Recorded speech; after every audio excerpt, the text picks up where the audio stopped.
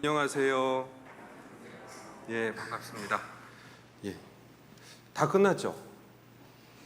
예, 이제 듣기만 하는 시간이 유학생들한테는 한 3번 정도, 또 집에 갔다 오시는 분들한테는 2번 정도 남았는데 시험 끝난 거 축하드리고요. 수고 많이 하셨습니다. 그 자체로서 잘하셨다 이렇게 말씀드릴 수 있을 것 같습니다. 마음 좀 편안하게 또 이 시간부터는 정말로 관심 있는 어떤 이제 주제 선택해서 뼈와 살이 되는 그런 이야기를 듣는 시간인데, 이 시간에 우리 또 창조에 대한 이야기, 성경, 창조 그리고 진화에 대한 이야기 함께 공부하도록 하겠습니다. 잠깐 기도드리고 시작하겠습니다. 우리를 사랑하시는 하나님 아버지, 감사합니다. 우리가 무엇이 간데 우리를 먼저 택하셔서 하나님 알게 하시고 또 교회 안에 머물게 하시며 또 필요한 모든 것들을 더하셔서 우리 성장케 하시는지요. 영원한 천국을 은혜로 주시고 그 영원한 지옥을 가지 않게 하시며 특별히 그 모든 것을 십자가의 죽으심으로 이루신 것 감사를 드립니다. 우리를 위해서 해주신 것, 또 우리를 위해 준비하신 것 참으로 많아서 우리 그 주님의 은혜에 합당하게 살기를 원합니다. 영생을 소유한 자답게, 그 지옥에서 벗어난 사람답게, 그 주님의 죽으심을 알고 이해하는 사람답게 살아갈 수 있도록 도와주시고, 그 무엇보다 먼저 세상에 있는 불쌍한 영혼들, 아직도 하나님 몰라 영원한 천국에 갈 소망을 갖고 있지 않는 사람들을, 그들을 향해 우리 외칠 수 있도록 도와주시옵소서. 그동안 함께 해주시고 또 이 시간 함께 주님께서 우리에게 말씀 베풀어 주시는 은혜에 감사를 드립니다. 이 시간 함께 계셔서 저에게 필요한 은혜를 주시고 무엇이라도 하나 주님의 것을 깨달아 알아 나아갈 수 있도록 도와주시옵소서. 모든 것 감사드리며 우리를 사랑하시는 예수님의 이름으로 기도드렸습니다. 아멘. 우리 성경 잠깐 찾겠습니다. 우리 시편 14편입니다. 시편 14편입니다. 1절 아마 여러 말씀 중에 암송을 했어야만 하는 말씀 같은데 시편 14편 1절입니다. 함께 읽어보도록 하겠습니다. 어리석은 자는 그 마음에 이르기를 하나님이 없다 하도다. 저희는 부패하여 하고 소행이 가증하여 선을 행하는 자가 없도다. 어리석은 자는 그 마음에 이르기를 하나님이 없다 합니다. 어리석은 자가 한둘은 아니고 아주 많습니다. 그래서 어리석은 사람들은 하나님이 없다는 쪽으로 의견을 모을 수밖에 없습니다. 그 중에 하나가 바로 하나님 없이 모든 것이 됐고 지금 우리가 그렇게 만들어졌다라는 진화에 대한 이야기입니다. 세상에 하나님이 없다라고 하는 사람은 많습니다. 거기에 더해서 성경은 사실이 아니다. 하나님 없으면 성경은 사실이 아니겠죠. 그래서 그런 사람들이 굉장히 많기 때문에 당연히 진화를 받아들이고 생각하는 사람이 많을 뿐더러 하나님 없는 세계에 있는 사람들은 당연히 그것을 가르칠 수밖에 없습니다. 이유는 우리 자신에 대해서 설명이 필요하기 때문입니다. 너는 어디서 왔는가라는 질문에 대해서 대답을 해야만 합니다. 이건 철학적인 주제이기도 하지만 실제로 실체적인 의문입니다. 왜냐하면 나는 존재하고 있기 때문에 내가 어디서 왔는지를 누구든지 설명하고자 하는 마음이 있습니다. 여러분은 어디서 오셨습니까? 어떤 고향에 대한 질문입니다. 우리 한 세대, 2세대 전 어른들에게 어디서 왔냐 이 말은 본관을 물어보는 겁니다. 그 성씨가 어디서 나왔느냐 이런 걸 물어볼 수도 있습니다. 그러니까 이게 자연스러운 이야기예요. 어디서 왔는가. 그래서 역사책에 우리 인간에 대한 근본을 실어 놓을 수밖에 없습니다. 과거는 역사와 선사 2개로 나뉘거든요. 그죠? 역사라는 건 글이 있어서 글로 실제적인 사람들의 생각이나 이런 것들을 알 수 있는 시기, 그걸 역사라고 합니다. 선사는 그것이 없어서, 글이 없어서 남겨진 어떤 유물, 유적 이런 것들을 가지고만 그 시대의 사고를, 그 시대의 문화나 사상을 추측할 수 있는 그걸 이제 선사라고 합니다. 역사는 성경하고 똑같습니다. 인류의 역사하고 성경의 역사는 똑같아요. 다른 게 없습니다. 그건 여러 수없이 많은 고고학자들이 말해온 바입니다. 그런 거 공부하는 시간이 아니고요. 그건 굉장히 많은 어떤 자료들이 있고 많은 증거들이 있기 때문에 그런 걸 가지고 이야기할 필요는 없습니다. 처음에 생겼던 메소포타미아 문명부터 시작해서 지금까지 성경은 역사적으로 그 역사라는 단어, 글로 기록된 그런 과거에 대한 이야기, 그 역사 면에서 틀린 것은 하나도 없거든요. 결국은 그 이전 선사에 대한 이야기입니다. 구석기 시대, 신석기 시대, 실제로 문자가 없었다라고 하는 그 시대에 어떤 일이 있었는지 사실을 다 추측일 수밖에 없습니다. 다 추측이겠죠. 왜냐하면 그때의 문자가 없었던 시기이기 때문입니다. 그리고 하나님이 없다라고 하는 관점을 가지고 시작을 하기 때문에 그 모든 생각으로부터, 모든 추론이나 연구로부터 하나님을 제외합니다. 그것이 시간이 오래 흐르면 논리적이 되고 또 많은 체계들이 갖춰지게 됩니다. 그래서 어떻게 우리가 그걸 외적으로 볼 때 정말이네, 정말일 수도 있겠네라고 생각하는 그런 엄청난 사상적 체계가 갖춰지게 되는데 그걸 진화론이라고 하는 겁니다. 진화론이라고 하는 이유가 거기에 있습니다. 사상적 체계가 있고 그냥 사람들이 허풍 떠는 그런 이야기가 아니죠. 우리는 저절로 만들어졌어라고 그냥 말하면 누가 믿겠습니까?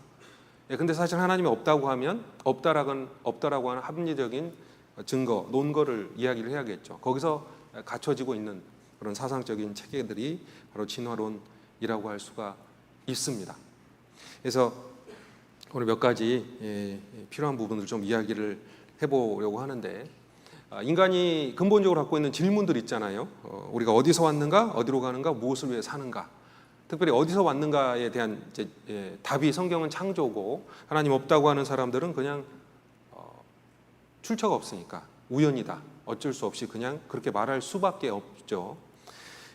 이런 관점에서 보면 하나님이라는 존재가 사람에게 답을 주고 혹은 아무것도 없어서 답을 줄 수 있는 존재 자체가 없는 그런 두 개의 시스템이 존재를 하겠죠. 그래서 절대자라는 말은 절대적인 존재예요. 모든 걸 알고 모든 걸 할 수 있으며 그런 존재가 절대자인데, 그 절대자가 있다면 이런 질문들에 대한 답을 줄 수 있다예요. 어디서 왔는지, 어디로 우리가 가는지, 이 물질적인 세계가 끝인지 그 전의 세계, 그 후의 세계가 있을지에 대한 답을 절대자는 줄 수 있겠죠. 다 아니까. 그리고 절대자가 있을 때 윤리는 의미가 있습니다. 이 하나님이 계시다라는 것 중에 가장 큰 논거 중에 하나가 바로 도덕이거든요. 윤리, 여러분의 양심입니다. 여러분 양심이 있기 때문에 하나님이 계신 거예요. 양심은 다 있고 그 양심은 부모가 준 게 아니며 말 그대로 전 인간이라면, 사람이라면 다 알고 있는 최소한의 법이지 않습니까? 그 법을 누가 주었느냐? 이건 수천 년간 내려오는 하나님 존재에 대한 증거예요. 그래서 윤리적인 의미가 비로소 있게 됩니다. 바로 절대자가 있을 때 가능한 이야기고요. 아무리 하나님 없다고 하는 사람도 그 윤리라는 걸 관점으로 세상을 살아가고 있다라는 걸 알 수 있을 겁니다. 무신론자랑 유신론자랑 싸웠대요. 말로 싸우겠죠. 그런데 유신론자가 하나님이 있다라고 믿는 사람이 아무렇게나 이야기하면서 하나님이 있는 거야 라고 말을 했을 때, 무신론자는 뭐라고 할 거예요? 아니, 그거 말도 안 되지 않냐? 왜 아무렇게나 말하면서 그냥 있다라고 결론만 그렇게 이야기하느냐? 그럴 때 유신론자가 그렇게 이야기를 했답니다. 아니, 그거 내 마음대로 생각하는 거지 뭐. 맞다 틀리다라는 기준이 어디서 왔는지 어떻게 하느냐? 그런 건 없다. 그게 바로 무신론의 논리거든요. 맞다 틀리다라는 게 사실 의미가 없는 거예요. 왜냐하면 기준이 없으니까요. 내가 맞다면 맞는 겁니다. 사실 동물의 논리랑 같잖아요. 힘이 센 동물이 무조건 이기는 겁니다. 힘이 센 동물한테 가가지고 논리적으로 따져봤자 안 돼요. 그냥 힘이에요. 내가 힘이 세거든, 너는 저리 가. 그럼 끝나는 거죠. 근데 인간은 그러지 않죠. 그런 게 바로 윤리입니다. 반면에 여기 있는 말씀처럼 하나님이 없다라고 하는 측면에서 생각을 해봤을 때 결론을 한번 보죠. 모든 게 저절로이기 때문에 일단 답이 없어요. 무신이란 말은 답을 줄 수 있는 존재가 없다라는 뜻입니다. 인간은 과거를 알 수 없고 미래를 알 수 없지 않습니까? 죽음 후를 절대 알 수 없습니다. 왜냐하면 실제로 죽음을 극복할 수 있는 인간은 없으니까 그래요. 그래서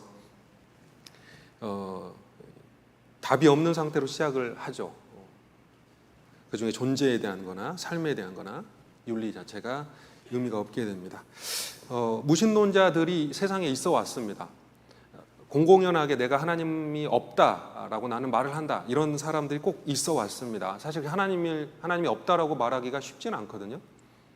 왜냐하면 있을 것 같으니까 그렇습니다. 모든 인간에게 있는 본능상 하나님을 찾게 돼 있기 때문에 내가 하나님 없다, 나는 하나님 없다라는 걸 확실히 알고 나는 주장하겠다, 이런 사람 많지 않습니다. 거의 없다라고도 볼 수 있는데 그런 그룹들이 있거든요. 그래서 그런 사람들은 결국은 하나님이 없다라는 걸 끝까지 주장하기 위해서 노력해야 돼요. 노력이란 말은 자연스럽지 않다라는 뜻입니다. 인간이 죽음에 이르면 임사호천해서 하늘을 찾기 마련이고 하늘을 부르는데, 비행기를 타면 하나님을 불러야 되잖아요. 하나님 도와주세요. 누구든지 있으면 저를 살려주세요라고 말을 해야 되는데, 거기서 아무 말 하지 않고 나는 신이 없다고 생각할 거예요, 절대 부르지 않을 거예요, 그러려면 당연히 능력이 필요하겠죠. 의지가 필요합니다. 나는 이 본능을 억제할 능력이 필요해요. 그게 바로 무신론자입니다. 그래서 무신론자의 죽음은 사실 가장 큰 관심사 중에 하나예요. 죽음이라는 엄청난 것, 절대 사람이 이길 수 없는 것, 그것을 마주 대할 때도 과연 하나님이 없다, 무신을 주장할 수 있을까? 그래서 사실 무신론자들의 죽음은 많은 사람들의 화두입니다. 그 중에서 한 사람에 대한 이야기를 잠깐 드리면, 크리스토퍼 히킨스라는 사람, 무신론자 대표 중에 한 사람입니다. 리처드 도키슨, 이 크리스토퍼 히킨스, 이렇게 신없이 어떻게 죽을 것인가, 이 사람 실제로 돌아가셨어요. 근데 말 그대로 나는 무신론자로 끝까지 죽을 거다라고 다짐을 하면서 죽어갔던 사람에 대한 이야기입니다. 옆에서 그 아내가 그 사람을 계속 봤었고, 여기 좀 읽어드리겠습니다. 신은 없다. 무신론자가 암에 걸렸다. 죽음을 앞두고도 신을 부정했을까? 사실은 신을 부정했습니다. 끝까지 부정을 했어요. 그건 자기 의지로, 마치 본능을 누르는 자기 의지로, 목마른데 물을 안 마시려고 하는 자기 의지로 이렇게 부인을 한 거예요. 결론이 있는데, 그 아내가 했던 말입니다. 그 남편의 죽음에 이르는 과정을 쭉 봤던 그 아내가 했던 말이, 남편은 무서울 정도로 삶을 고집했다. 이게 삶이죠. 죽음을 무서워하고 절대로 살아야 되겠다라고 생각했던 사람의 삶은 무신론의 삶일까요? 혹은 유신론의 삶일까요? 사실은 그건 유신론의 삶입니다. 죽음이 끝이라고 그게 정말 확실하다면 죽어도 되는 거거든요. 문제가 전혀 없는 거예요. 근데 절대로 그렇게 못 살아요. 나는 살겠다라고 할 이유가 없어요. 왜냐하면 죽으면 끝이니까 그래요. 물질로서 모든 게 끝난다라는 게 무신론이고, 그게 진화론하고 같은 계열이지 않습니까? 그럼 죽어도 되는 거예요. 근데 그렇게 그 생각을 실현하고 사는 사람이 없는 겁니다. 이 무신론자도 똑같았습니다. 삶을 고집했다. 이유는요, 죽으면 안 될 것 같으니까 그런 거예요. 왜 죽으면 안 될 것 같죠? 그게 본능이거든요. 성경에 그 본능이 딱 기록되어 있죠. 죽기를 무서워해서 일생에 매여 종노릇하는 사람들이 바로 무신론자들이에요. 하나님이 없다고 하는 사람들. 죽기를 무서워해요. 왜냐하면 하나님이 무서우니까 그러는 거고, 그 이후에 있을 영원한 형벌이 무섭기 때문에 자연적으로 무서움을 갖게 되죠. 죽기 직전에 그렇습니다. 이 사람도 그렇습니다. 자기가 실제로 믿는 대로 살지 못하는 게 무신론의 삶입니다. 무신론이 사회 전반적으로 유행을 탈 때 사람들이 어떻게 되는지 아십니까? 제가 방금 말씀드렸던 그런 게 행해져요. 하나님이 없고 절대적인 기준도 없으며 그냥 법만 지키면 되게 되고 윤리가 사라지기 시작합니다. 그래서 실제로 자살하는 사람들이 생기겠죠. 그리고 사회가 당연히 도덕법에 근거한 게 아니라 그냥 법에 근거해서 세상이 돌아가게 됩니다. 착한 거 그런 거 의미가 없게 되고 물질 중심적으로 세상을 살기 때문에 많은 갈등들, 다툼들이 일어나게 됩니다. 미국에서 케네디 대통령 때 각 학교에서 십계명이라는 것이 있었는데 십계명을 다 없애버리고 학교에서 십계명을 외우곤 했거든요. 뭐 교문에다가 혹은 뭐 강당에다가 십계명을 이렇게 붙여놓기도 하고 그게 사라졌어요. 그 사라진 다음에 그럼 학교가 어떻게 됐을까? 더 좋아졌을 것 같습니까? 그럴 리가 없잖아요. 잠깐 보여드리겠습니다. 1960년대 초 미 대법원은 메들린 머레이 오헤어가 아들 윌리엄 머레이를 대신해 제기한 소송에서 방과 후 예배 모임을 금지하라고 판결했습니다. 또 헌법성 제1항에 따라 공립학교에서의 십계명 등 모든 종교적 표현을 금하라고 명령했습니다.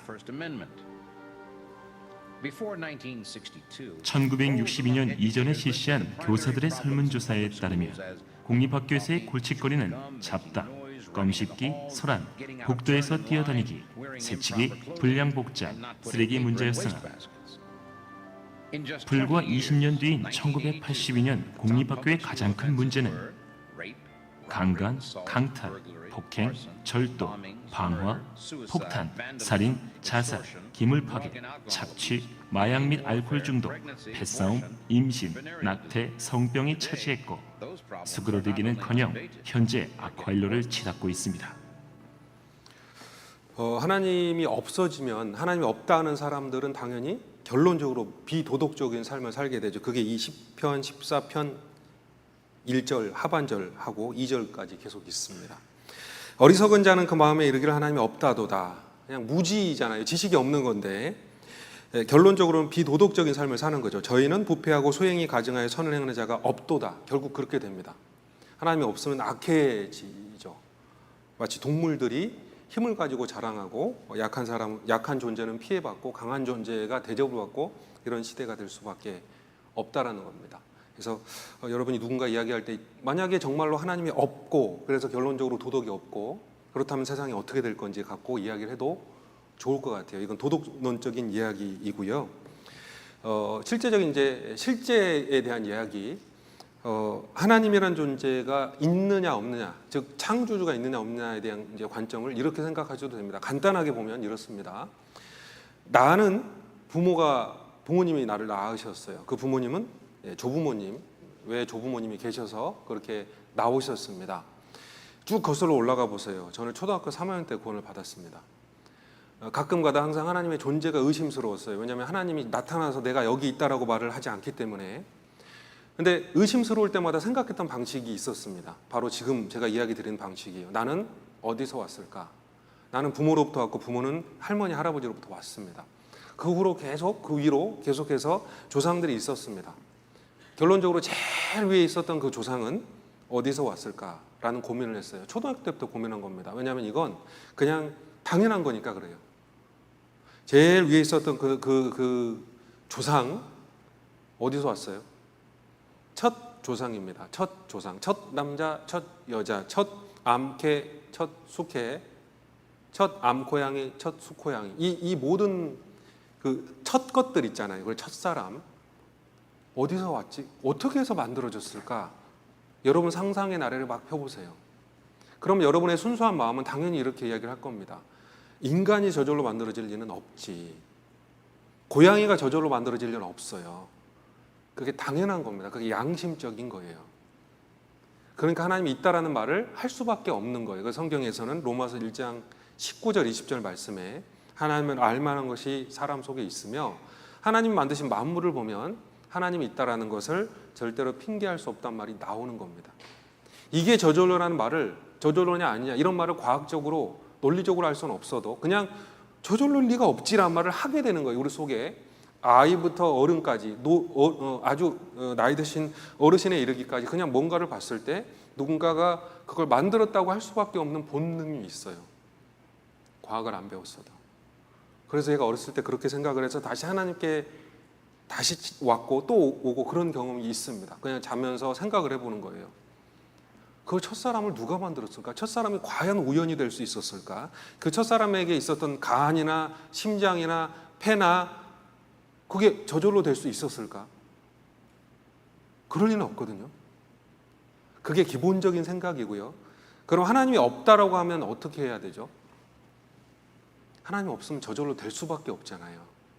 간도 저절로 돼야 되고 심장도 저절로 돼야 되고 모든 우리의 복잡한 자율신경 그런 거 다 저절로 돼야만 하는 거예요. 저절로 돼야만. 근데 저절로 된다고 했을 때 누가 그걸 믿을 수가 있겠습니까? 그러므로 체계가 생길 수밖에 없어요. 체계요. 그 체계를 잡은 사람이 1859년 다윈이었죠. 하나님 없다고 했을 때 생물들의 모습들을 보니까 연결하면 연결이 되거든요. 모습들이 연결이 되잖아요. 사람은 원숭이랑 좀 연결이 되지 않습니까? 사지가 있는 걸 봐서는 돼지랑 원숭이랑 연결이 될 수도 있죠. 얼굴 다 있고 코도 2개, 눈도 2개 다 있으니까 그렇게 연결을 쭉 해보는 겁니다. 그랬더니 연결이 가능해요. 하나님 없이도. 그렇게 해서 제일 처음에 아무것도 없었다. 그냥 물질이었다라는 것까지 거슬러 올라가게 되는 이론이 만들어졌고 그 당시에는요. 다윈조차도 사람도 진화됐다라는 말을 함부로 할 수가 없었습니다. 동물에 대한 이야기를 했었거든요. 사람도 진화됐을까라는 고민을 했었어요. 근데 시간이 흘러서 하나님이 없다라는 게 마음에 새겨진 사람, 없다라는 걸 자기의 기준으로 삼고 싶은 사람들이 그걸 점점점 발전시켜 나가다 보니까 그럴 수도 있지라는 생각을 하게 되는 거예요. 그럴 수도 있지입니다. 그럴 수도 있지예요. 다. 그래서 그것이 진화라는 현재의 큰 체계로 발전을 하게 된 겁니다. 진화는 절대로 창조랑 양립을 할 수가 없고요. 우리가 하나님을 믿는다라고 하고 사람들하고 이야기를 할 때 실제 진화를 연구하는 사람들은 우리랑 이야기를 안 하려고 합니다. 왜냐하면 진화 속에는 창조를 못 넣게 돼 있어요. 왜냐하면 그 두 개는 절대 양립이 안 됩니다. 왜냐하면 진화를 이야기하는 창조를 이야기하는 순간 연구가 끝난다고 생각해요. 더 이상 할 게 없어요. 하나님이 했지 뭐, 하나님이 창조하셨지 뭐 하면 끝나잖아요. 더 이상 할 게 없어요. 학문이 사라지는 겁니다. 그래서 진화라는 것이 과학의 영역에 들어있기 때문에 창조주 하나님이 실제로 모든 걸 창조하셨다라고 말해버리면 끝난다는 생각을 과학에서는 하고 있고 과학에는 그래서 신을 넣지 않습니다. 그러니까 노마라는 단어를 써요. 둘은 절대로 같이 하면 안 된다. 과학은 계속 연구해서 발전시켜 나가야 되고 뭔가를 찾아내야 되는데 성경, 신학은 하나님이 창조했다라는 것으로 끝나는 거 아니냐. 그래서 원래 양립이 안 되니까 이거 서로 이야기하면 안 된다라는 암묵적인 원칙이 역사 속에서 있었어요. 근데 사실 그것도 자세히 보면 틀렸죠. 왜냐하면 많은 크리스찬 과학자들도 있거든요. 많이 있습니다. 노벨상을 받았던 사람들 60에서 70%의 사람들이 다 기독교인이에요. 가톨릭을 포함해서. 그중에 과학 관련된 노벨상을 탄 사람도 다 60에서 70%가 다 기독교인들입니다. 가톨릭을 포함을 해가지고. 그러니까 사실 과학과 하나님을 믿는 신앙, 창조를 믿는 신앙이 양립하지 못하는 건 절대 아닙니다. 자, 여기 한 사람 요즘에 TV나 뭐 이런 데 잘 나오는 분입니다. 이상희 교수라고 책도 쓰고 유니버시티 리버사이드 이상희 교수라고 인류학과 교수입니다. 굉장히 많이 나오더라고요. 이분이 했던 말 한번 잠깐 볼게요. 진화론과 창조론의 관점입니다. 이분은 철저한 진화론자입니다. 한번 보겠습니다. 진화론이 밝혀내지 못한 부분은 수없이 많고 진화론을 통해서 결론을 내린 것도 언제든지 뒤집어질 수가 있어요. 그건 당연한 겁니다. 근데 일단 들으셨죠? 들으셨죠? 조르셨어요? 진화론을 통해서 밝혀졌고 이게 학설이 등장한 것도 언제든지 뒤집어질 수 있다. 그래서 믿으면 안 돼요. 그러니까 누가 이런 말을 하죠? 제가 이런 말을 하는 건 아니고 이 진화론 속에서 많이 공부하고 이렇게 교수까지 됐던 사람도 그렇게 이야기를 한다고요. 진화론은 언제든지 뒤집어질 수 있다. 이런 걸 알아두셔야 돼요. 사실 안 알아도 되는데 전도하려고 알아두는 것뿐입니다. 실제로 그래요. 전도하려고 그러려고 알아는 거예요, 그냥. 진화론은 사실이 아니고 언제든지 뒤집어질 수 있습니다. 이분도 많은 생각을 하고 있고 뒤집어질 만한 생각을 하고 있어요. 최전선에서 인류학을 공부하는 사람들이거든요. 지금도 그러고 있습니다. 제가 이 영상을 다 보여드릴 수가 없어서 일부만 보여드리게 되는데 그게 뒤집어지는 것이 신이 창조했기 때문에라고 설명을 하면 안 된다는 거죠. 그거는 우리가 그 정한 그래서 정한 규칙이 있어요. 진화론의 정한 규칙은 하나님 쪽으로 가면 안 된다라는 거예요.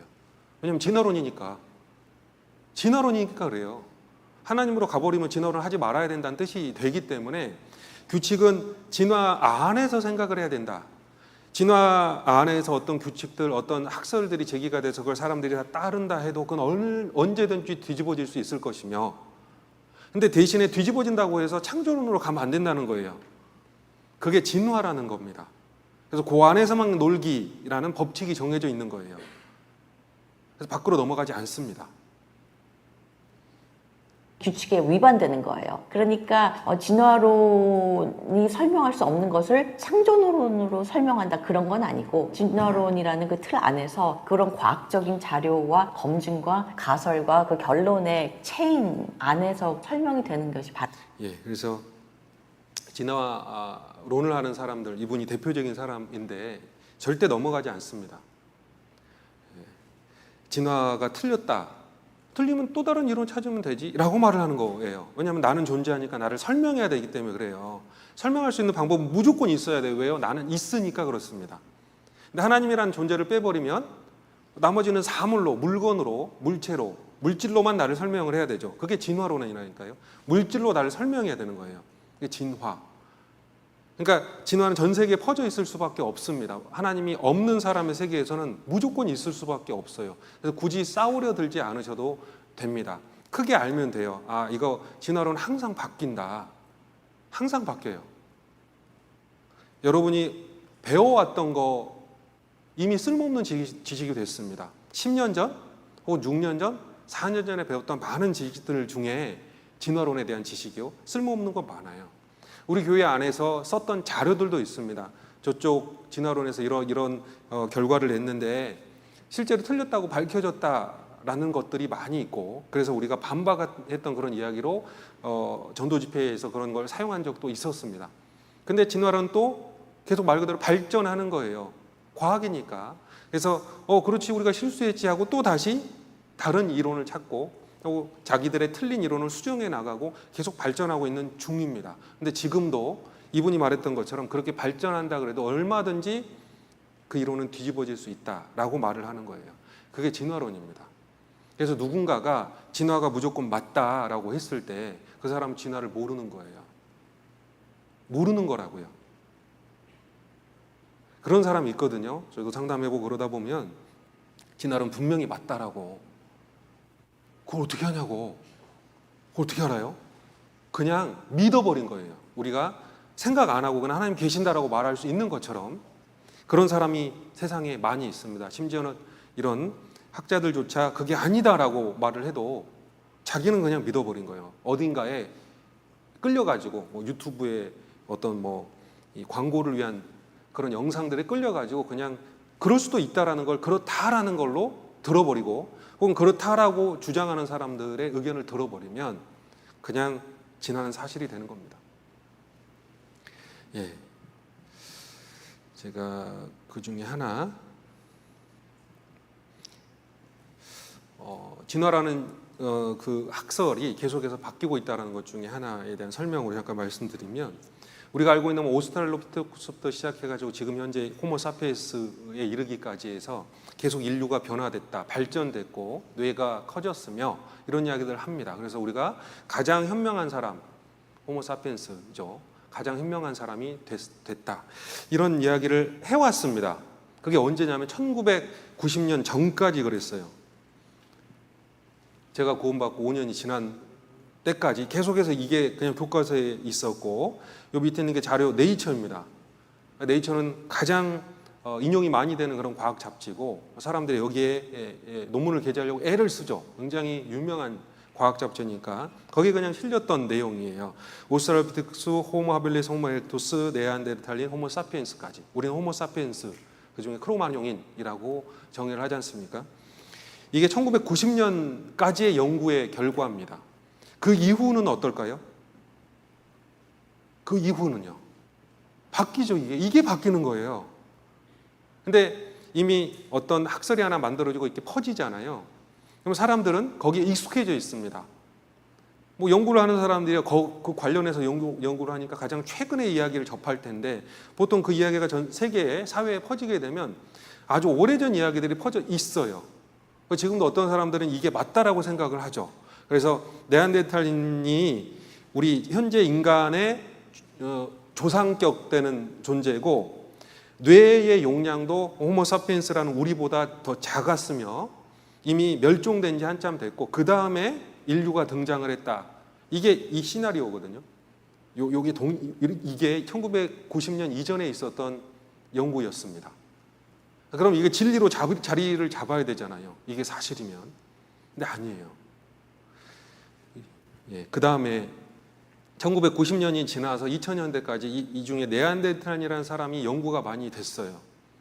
동굴에서 발견된 네안데르탈인이 또 많은 다른 지역에서도 발견이 되면서 연구를 하기 시작을 했습니다. 그래서 우리가 흔히 보는 지식 채널 EBS 방송국에서 제작한 다큐죠. 이런 과학적인 것들을 이제 다큐로 만들어냈는데, 그 90년대에서 2000년대 사이에 다큐가 나오기 시작했어요. 네안데르탈인에 대한 연구가 더 진전이 되면서 결과가 뭐냐면, 네안데르탈인하고 호모사피엔스는 동시에 존재했던 종이다.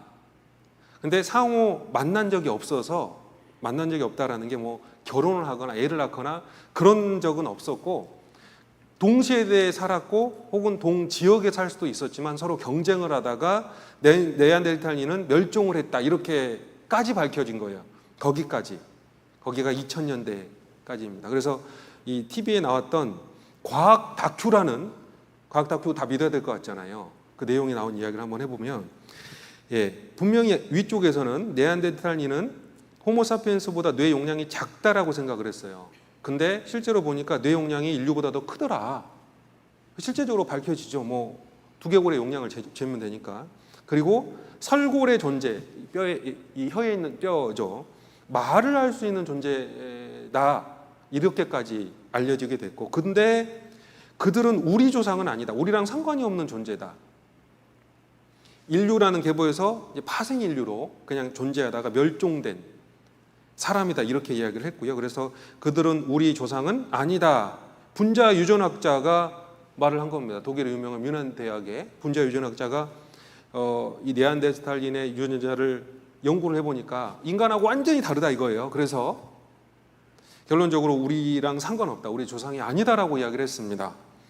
결론적으로 또 다른 결론은 그냥 동시대에 같이 살았던 그냥 인류다라고 이야기를 했는데, 그러면 최근의 연구 결과는 어떨까요? 최근의 연구 결과는 완전히 또 다릅니다. 2010년, 14년에 또 연구를 했는데요. 네안데르탈인하고 크로마뇽인은 서로 결혼을 했다예요. 거기까지 밝혀진 겁니다.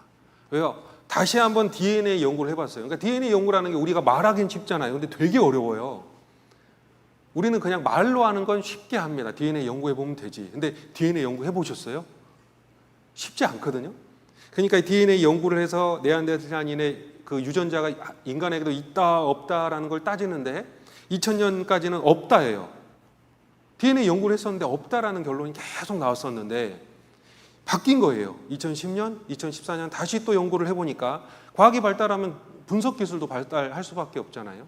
DNA 연구 안에도 엄청나게 많은 분야들이 있거든요. 해보니까 사람, 그냥 현대에 살고 있는 사람, 백인종과 흑인종 속에 2% 3% 정도의 유전자가 네안데르탈인에게서 온 게 있다 하더라.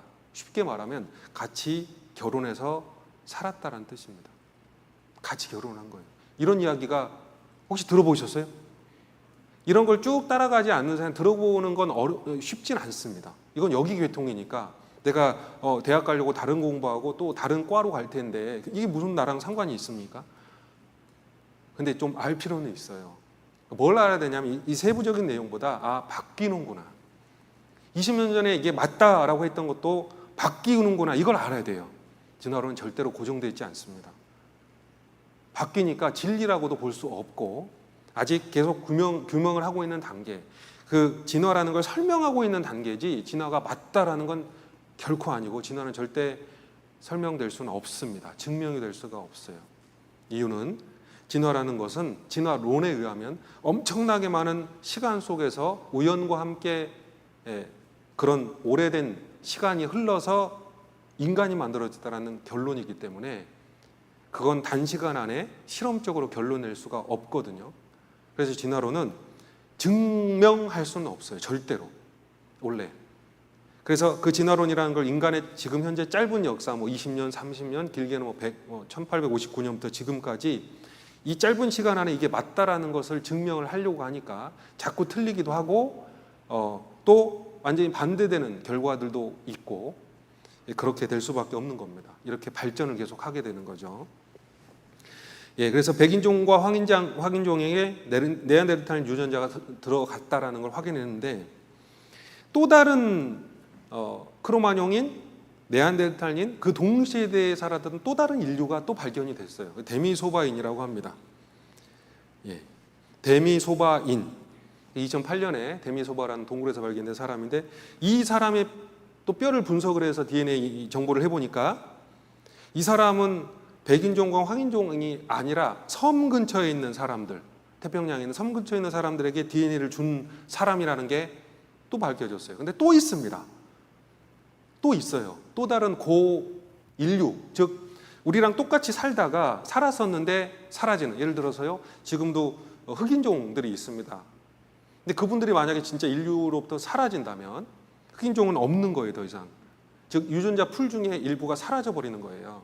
그건 멸종이라고 하지 진화라고 하지 않거든요. 그러니까 네안데르탈인도 데미소바인도 있다가 멸종된 거예요. 개도 마찬가지입니다.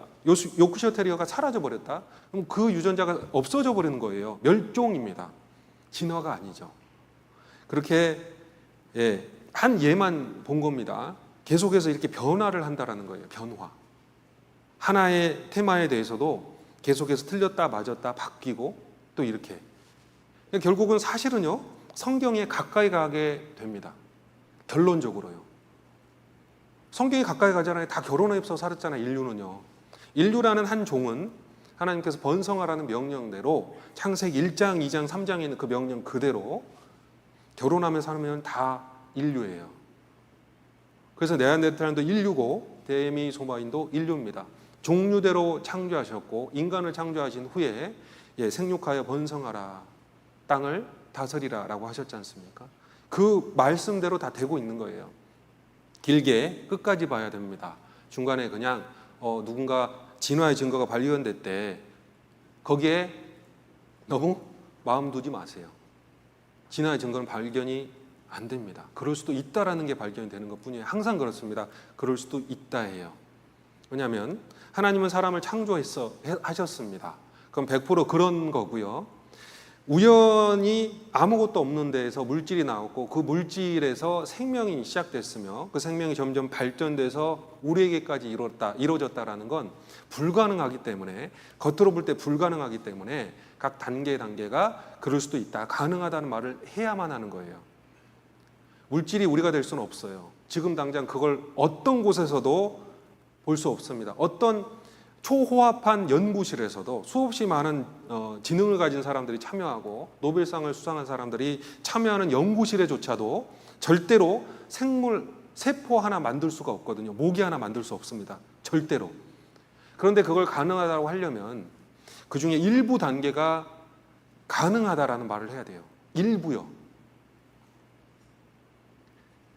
가능한 단계가 하나씩 생기게 되면 그걸 쭉 이으면 물질이 인간이 될 수도 있겠다라는 생각을 확고하게 할 수 있기 때문에 그런 다리들을 계속 사람들은 찾고 있습니다. 가끔 찾아지는 그런 다리들이 논문에 실리죠. 그래서 신문에 대서특필이 됩니다. 진화가 사실이라는 증거가 발견됐다. 그게 아니고요. 그렇게 설명이 가능하며 그 중에 아주 일부인 중간적인 설명이 가능하다는 뜻이에요. 그래도 아무것도 없었고 물질이 돼서 그 물질이 인간이 됐다는 건 증명이 안 됩니다. 절대로. 이렇게 생각을 크게 하시면 돼요. 6이라는 숫자가 10,000번이 반복이 될 수 있습니다.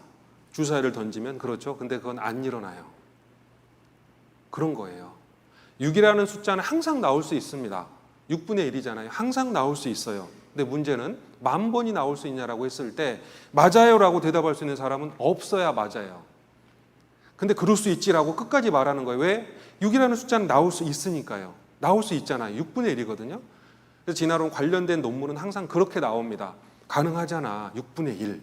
6분의 1은 굉장히 높은 수치거든요. 근데 사실은 진화 단계의 과정은 6분의 1하고는 비교가 안 되게 엄청 어려운 과정이에요. 그런데 실험실에서 아주 이상적인 조건을 두고 실험을 해봤기 때문에 여기서 여기 정도는 가능하네, 그럴 수도 있네라는 게 밝혀지면 그게 큰 화두가 되는 겁니다. 진화가 사실이다라는 증명이 된 것처럼 이야기를 하죠. 이해되셔요? 졸릴 때 제가 이런 이야기를 한 거예요. 그래도 이해되시죠? 그래도 조시는 분이 있구나. 예. 좀 이런 이런 감각을 가질 필요가 있습니다. 앞으로 진화가 사실이라고 생각하는 사람들과 자주 이야기를 하게 될 거예요. 시간이 흐를수록, 과학이 발달할수록 하나님이 없다고 하는 사람 많이 생길 거거든요. 흥수아이라는 아이가 있었습니다. 흥수, 홍수아이가 아니고요. 흥수 있는 사람, 저 이름이 있으면 손 들어보세요. 흥수. 안 계셔요? 자기 부르는 줄 알고. 흥수아이라고요. 교과서에도 실렸던 사람이다. 우리나라 구석기 시대 사람, 4만 년 전에 있었던 사람이라고 떠들썩해서요. 교과서에도 실렸어요. 여러분이 갖고 있는 그 교과서에. 근데 시간이 흘러서 20년, 막 30년 흐르잖아요. 아닌데? 아닌 것 같은데? 라고 이야기를 합니다. 그러니까 3학년 전에 존재했던 한 사람, 그 사람에 대해서도 이게 엎치락 뒤치락 하고 있는 게 현실이거든요. 쉽게 단정지어서 말할 수 있는 게 아닙니다, 진화는. 그래서 진화와 관련된 이야기들을 보면 실제적으로 연구한 사람은요, 그러겠다, 그럴 수도 있겠다라고 쓰는데 그거를 전파할 때, 신문이나 사람들에게 다가갈 때 그게 그랬다, 확실하다 이렇게 다가가는 게 문제예요. 여러분들은 그걸 눈치채고 계셔야 돼요. 그럴 수 있다라고 말을 한 거지 그렇다라고 말하지는 않거든요. 이거 한번 보겠습니다. 청주 두루봉 동굴에서 발굴된 흥수아이는 교과서에도 실려있는 국내 구석기 시대 대표 화석이죠. 그런데 이 흥수아이를 구석기 시대 화석으로 인정하기 힘들다는 주장이 학계에서 제기돼서 논란일 것으로 보입니다. 김대웅 기자입니다. 지난 1983년 청주 두루봉 동굴에서 출토된 흥수아이. 당시 발굴팀은 주변에서 출토된 동물뼈와 석기를 근거로 4만 년 전 구석기 시대 뼈 화석이라고 밝혔습니다. 5살 어린아이 크기로 구석기 뼈 화석 가운데 유일하게 온몸이 온전하게 남아 있었습니다. 그런데 흥수아이를 구석기 시대 유적으로 인정하기에는 근거가 부족하다는 주장이 한 학술 포럼에서 나왔습니다. 구석기 시대 일반적인 매장 방식과 달리 특별한 흔적이나 부장품이 없었다는 것, 치아에 충치가 많았던 것은 구석기 시대가 아닌 곡물을 주식으로 한 농경사회 이후 유골이라는 가설을 뒷받침해준다고 밝혔습니다. 그러니까 한국에서 발견된 건데 4만 년 전, 그러니까 이게 진화라는 연대 속에서는 굉장히 짧은, 굉장히 최근 이야기거든요. 4만 년 전에 한 사람에 대한 것도 아직도 지금도 논쟁 중이거든요. 지금도 결론이 안 났습니다. 그것도 제대로 안 되는 건데 어떻게 사실 4억 년 전, 40억 년 전, 수천만 년 전을 제대로 다룰 수 있겠어요. 그러니까 누군가는 추측을 하고 추측에 대한 어떤 논거가 있어서 사람들에게 알려지는 거지 그게 진실이다, 사실이다라고 할 수가 없는 게 너무 많고, 그게 그렇게 발표가 되더라도 또 수없이 많은 사람들이 그거 아닌 것 같아라는 이견을 보입니다. 이견이 엄청나게 많은 게 진화일 수밖에 없어요. 근데 그래도 괜찮아요, 진화 속에서는. 왜냐하면 인류가 몇 천만 년 전 된 거, 뭐 공룡이 멸종된 게 뭐 1억 년이든 2억 3천만 년이든 그게 무슨 상관이 있습니까? 현재 우리 삶하고 상관이 없잖아요. 그래서 틀릴 수도 있어요, 그건. 핸드폰이 아이폰 16이 얼마예요? 15는 얼마예요? 예? 100만 원 넘죠? 아이폰 15가. 근데 90만 원에 판대요. 안 놀라세요? 사야겠대. 속으로 그럴 거 아닙니까? 그런 건 민감해요. 100만 원하고 90만 원 차이가 크잖아요. 근데 수억 년 전, 수천만 년 전은 상관없어요. 왜? 우리의 삶하고 상관이 없거든요. 그래서 그건 바뀌어줘도 돼요. 문제가 안 된다라는 거예요. 진화론은 연구가 틀려도 맞아도 문제가 안 됩니다. 왜? 현재의 삶과 상관이 없기 때문에 연대를 고무줄처럼 늘렸다가 줄였다가 해도 아무도 뭐라고 하지 않아요. 그때 실험 잘못해서 미안하다. 그때는 능력이 작아서 혹은 장비가 갖춰지지 않아서 과학이 많이 발달되지 않아서 틀렸던 거지 라고 하면 되는 거예요. 그게 진화입니다. 핸드폰 값처럼 우리 삶하고 직접적으로 연관이 된 그런 과학이라면 이건 절대로 틀리면 안 되잖아요. 근데 과거 학문이죠. 아주 오래된 것에 대한 연구이기 때문에 전혀 중요하지 않습니다. 그래서 여러분은 관심이 없을 수도 있어요. 심지어는 세상에 있는 사람들도 진화가 맞다라고 하면서도 관심이 없습니다. 가끔 가다 보는 신문에 진화의 증거가 발견됐다. 이것만 민감해하죠. 사실 그것도 올바른 올바른 그런 논문 인용은 아닌데 그렇습니다. 대표적인 몇 가지 이야기를 해보겠습니다. 신문을 보겠습니다. 2021년 신문인데요. 네안데르탈린이 24,000년까지 살았다라는 게 먼저 발표가 됐어요. 근데 또 나중에 교정을 해줘요. 그건 사실이 아니었대. 어때요, 여러분은? 만약에 거기다가 내가 1,000만 원을 투자했다. 4만 년 됐다라는데 내가 1,000만 원 낼게. 그러면요, 나중에 뒤집어질 겁니다. 24,000년이라고 했다가 다시 4만 년으로 다시 올라가기 때문에. 그러면 뒤집어지겠죠. 화가 나겠죠. 이런 거 신문 보고 화내는 사람 있어요? 조는 사람은 있지만 화내는 사람은 없어요. 화내야 되는 건데 학문은 이러면 안 되거든요. 학문은 이러면 안 됩니다. 하나의 결론을 내더라도 굉장히 조심하고 주의 깊게 결론을 내야 되는데 그렇지 않다라는 거예요. 그래서 오염을 줄여서 실험을 다시 했더니 44,200년 전부터 46,000년 전 화석이다라고 또 이야기를 했어요. 이건 또 얼마든지 바뀔 수 있어요. 그게 진화론입니다. 바뀌어도 상관없는 것, 그게 진화론이에요. 문제가 안 되는 거예요. 또 하나, 한국의 만장구리라고 제주도에 있는 구리거든요. 여기입니다. 이게 얼마나 됐을까? 한국도 연구 많이 했겠죠. 그래서 20만 년에서 30만 년 됐다라는 연구 결과를 냈습니다. 여러분이 흔히 들었던 방사선 연대 측정법에 대한 결과입니다. 방사선 연대 측정법도 방법이 굉장히 많아요.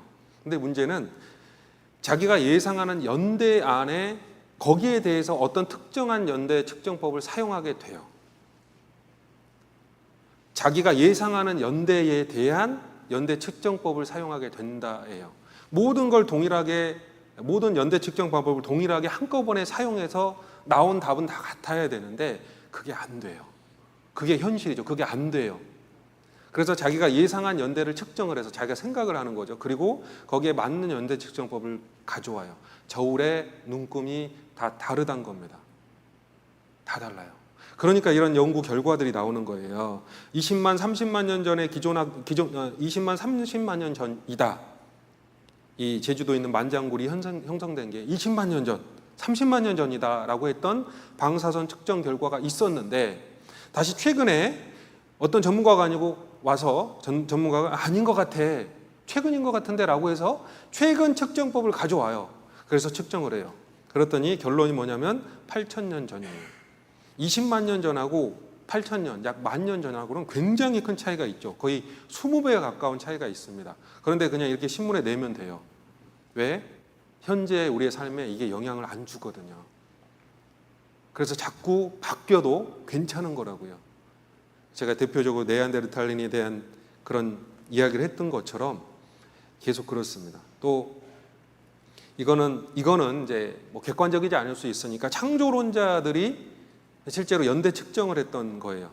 물론 직접 한 게 아니라 객관적인 연구소에다가 시료를 줘서 거기서 연구를 했던 결과입니다. 직접 연구하면 또 조작했다는 이야기를 듣기 때문에 그랜드 캐니언에 있는 어떤 층 거기에 있는 이제 돌 그런 고체 시료를 가지고 방사선 연대 측정법을 사용해서 실제로 측정을 해봤습니다. 결론이 이런데요. 결론만 우리가 알아도 될 것 같아요. 동일 방법을 해도 다양한 연대가 나와요. 동일 방법으로 시료를 측정을 해도 다양한 연대가 나와요. 그러니까 믿을 수가 없는 거죠. 즉 연대 측정법 자체를 믿을 수가 없는 거예요. 똑같은 시료에 대해서 똑같이 하면 똑같은 답이 나와야 되잖아요. 그렇지 않는다라는 겁니다. 여러분이 실제로 해보시면 될 건데 실제로 잘 안 하잖아요. 관심이 없을 수 있거든요. 내 분야가 아니지만. 근데 진화에 대해서는 우리가 알 필요는 있어요.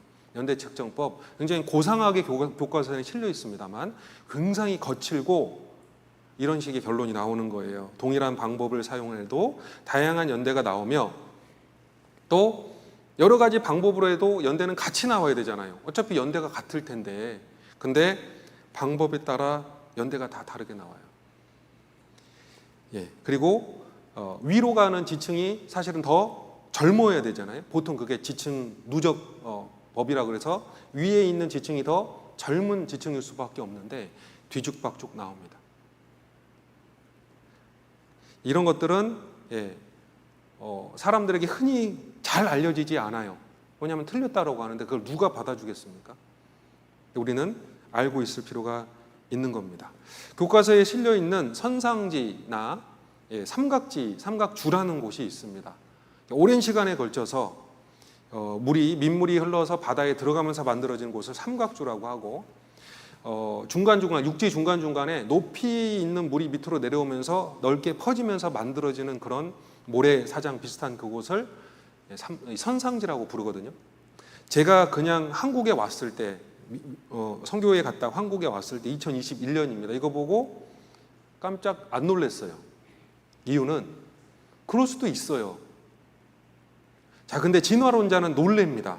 왜냐하면 그러면 안 되는 일들이 벌어지기 시작한 거예요. 자, 여기 보면 신문입니다. 그냥 신문이에요. 수만 년 걸리는 부채꼴 퇴적 지형.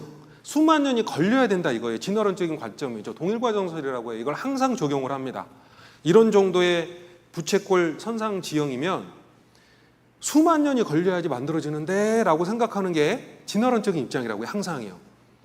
인간이 이렇게 되는데 당연히 엄청나게 오래 걸려야지라고 말하는 게 진화론인데 결론이 뭐냐면 그냥 하룻밤새 만들어졌다는 거예요. 이 지형이. 하룻밤 홍수가 나니까. 격변이죠. 격변이 있으면 순식간에 만들어진다. 그냥 신문에 나와요. 그냥 나옵니다. 현대 사람들이 어떤 격변적인 것을 목격한 적이 없잖아요. 크게. 전 세계적인 격변을 목격한 적이 없습니다. 전 세계적인 생물 태화를 경험한 적이 없어요. 성경에 그게 2번에 걸쳐서 나오죠. 전 세계적인 생물 퇴화가 2번에 걸쳐서 나와요. 그 중에 하나는 창조하신 다음에 아담과 하와가 선악과를 먹었을 때 하나님께서 땅을 저주를 하셨잖아요. 땅이 저주가 됐는데 생물이 안 바뀌었겠습니까? 게다가 하나님은 유전적 변화를 통해서 뱀의 다리를 없애버렸잖아요. 너는 배로 땅을 다닐 것이다 라고 저주하셨죠. 순식간에 하나님이 유전적 변화를 만들어준 거예요. 그걸 본 적이 없어요. 그렇기 때문에 뱀이 땅으로 기어다니는데 다리가 들어가고 이렇게 이야기를 하죠. 그렇게 되는데 오래 걸렸을 거다라고 이야기하는 거예요. 오래. 근데 성경은 절대 그렇게 이야기 안 하죠. 왜냐하면 하나님이라는 존재는 법칙 위에 있어요. 지금 뭐든지 천천히 되는 것 같죠. 여기 있는 것처럼 선상지 하나 만들어줘도 수만 년이 걸려야 될 것 같죠. 왜냐하면 아무런 외적인 능력이 없이 그냥 자연스럽게 된다라고 생각하기 때문입니다. 그럼 시간이 오래 걸려요. 당연하죠. 누가 여기다 뭘 안 쌓았는데 이렇게 될 수밖에 없잖아요. 진화도 똑같은 거예요. 뱀이라는 존재가 다리에 흔적이 있는데 오랫동안 다리가 있었던 동물이 점점점 들어가 저렇게 되려면 굉장히 많은 시간이 필요했겠죠. 근데 하나님은 그렇게 하지 않으셨어요. 단번에 저주하셨잖아요. 단번에. 왜냐하면 하나님은 자연 위에 있다고요. 자연 위에 있기 때문에 사람들이 생각하는 자연 법칙, 자연에 있는 현상을 뛰어넘으세요. 그러니까 순식간에도 자연적인 태화 과정을 줄 수가 있는 거예요. 뱀에게 그러셨던 것처럼 그때가 바로 하나님께서 첫 범죄에 대해서 저주하셨을 때입니다. 그때 수없이 많은 동물들도 바뀌었을 거예요. 뱀만 바뀔 필요는 없잖아요. 그리고 또 하나가 노아 홍수 때 사건이죠. 노아 홍수 사건 때는요. 성경은 정확히 이걸 구분합니다. 진화론자들 고생대, 중생대, 신생대, 선캄브리아기 이렇게 이제 구분을 하는 것처럼 하나님도 세계를 구분하죠. 세상을 옛 세상과 현재 세상으로 구분해요. 옛 세상은 완전히 달랐습니다. 우리가 보는 현대 세상이요. 지금은 현대 세상에 삽니다. 산소, 이산화탄소, 질소 이런 게 이렇게 있고, 근데 옛 세상은 어떤 세상인지 우리가 사실 상상을 못합니다. 인류가 거의 천사를 살았던 그 시기에 실제로 어떤 게 있었는지, 어떤 자연 환경인지 아무도 몰라요. 실제로 그것 또한 저주받은 세상이었거든요. 아담과 하와의 범죄로 인해서 저주받은 세상이 약 1600년 이상 흘러갔습니다. 그리고 홍수가 터졌어요. 홍수가 터진 다음의 세상에 우리가 살고 있습니다. 홍수 이후의 첫 문명이 메소포타미아 문명이에요. 그 이후로 세상은 망한 적이 없습니다. 전 지구적인 격변으로 인해서 인류가 망한 적이 없어요. 메소포타미아 문명 이후로. 그러니까 모든 게 그때부터 시작했다라는 생각을 사람들은 하게 됩니다. 문자도 메소포타미아 문명 그 시대부터 쓰기 시작했죠. 그래서 역사를 우리는 그때부터만 알아요. 그때부터만. 그래서 그게 전부인지 알죠. 그 역사는 성경 역사랑 똑같아요. 창세기 11장에 있는 바벨탑 그 이전, 10장 이전 홍수가 있어서 세상이 첫 번째 세상이 완전히 망할 때까지는 우리에게는 다른 지식이 없어요. 오로지 성경을 가지고 보면 지식을 나눌 수가 있죠. 하나님에 대한 지식을 우리가 볼 수 있습니다. 그때는 지금과 달랐다고요. 근데 진화론자들이 주장하는 거는 여기 성경에 있는 말씀 그대로입니다. 베드로 후서 보겠습니다. 베드로 후서 3장입니다. 베드로 후서 3장 4절입니다.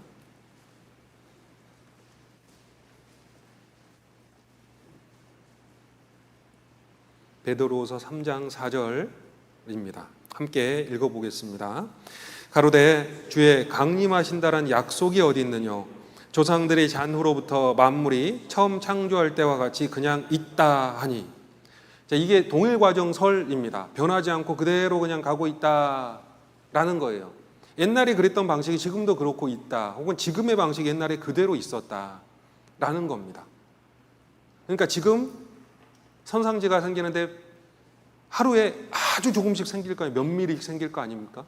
그래서 몇만 년은 흘러야 이 선상지라는 게 생길 거다라고 예측을 할 수 있는데 그 예전에 옛날에 순식간에 선상지가 생기게 하는 엄청난 물이 있었다면 하룻밤만이라도 생길 수 있었잖아요. 지금도 그런 게 목격이 되고 성경이 지금 그걸 이야기하는 겁니다. 사람들이 나중에 이렇게 말을 할 거다. 옛날부터 지금까지 세상은 바뀌지 않았다고. 그대로라고요. 그게 메소포타미아 문명부터는 말이 돼요. 창세기 11장부터 있는 메소포타미아 문명에서부터는 말이 됩니다. 근데 그 전에 성경은 분명히 엄청난 세계적인 변화를 이야기를 하고 있죠. 자연환경이 바뀌었어요. 공기의 분율이 바뀌었습니다. 지구 밖에 있는 물층의 존재 배우셨잖아요. 그게 사라졌어요. 엄청나게 많은 변화가 있는 세상에 우리가 살고 있고 그때부터 지금까지 우리가 변하지 않았던 거죠. 성경에 이렇게 부언을 하십니다. 5절입니다. 5절 이는 하늘이 옛적부터 있는 것과 땅이 물에서 나와 물로 성립한 것도 하나님의 말씀으로 된 것을 저희가 불어 잊으함이로다. 6절 이로 말미암아 그때 세상은 물에 넘침으로 멸망하였으되. 그때 세상이죠. 그때 세상, 옛 세상이라고도 합니다. 그때 세상은 사라져서 그때 세상을 지금 재현할 수가 없습니다. 완벽하게 변화됐기 때문입니다. 1000살까지 살았던 시대와 지금 100살도 못 사는 그 시대를 감히 비교할 수가 없잖아요. 세상은 달라요. 그래서 현대의 세상을 가지고 자꾸 수십억 년 혹은 수천만 년까지 거슬러 올라가서 그게 똑같이 적용됐을 거다라고 가정하는 게 진화예요. 성경은 그게 아니라고 이야기를 하죠. 예. 이 진화론이 갖고 있는 생각 중에 몇 가지 이야기를 좀 드려보도록 하겠습니다.